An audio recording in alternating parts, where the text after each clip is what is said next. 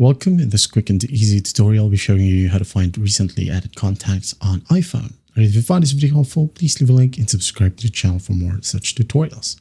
Now, first up, you're going to want to find the Shortcuts app. Okay, so tap on it to open it up. And once done, go to the top right and tap on the plus sign.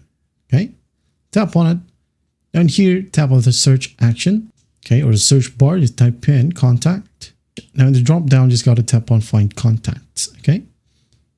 Now sort by, tap on none and change this one to creation date. Okay, this one. Now the order right here, tap on it. Instead of oldest first, go ahead and tap on latest first.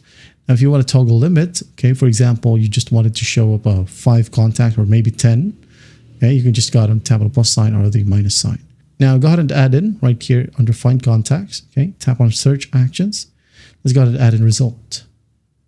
Okay, show result. Tap on it. Now once that's done, just tap on the play button right here. There you go.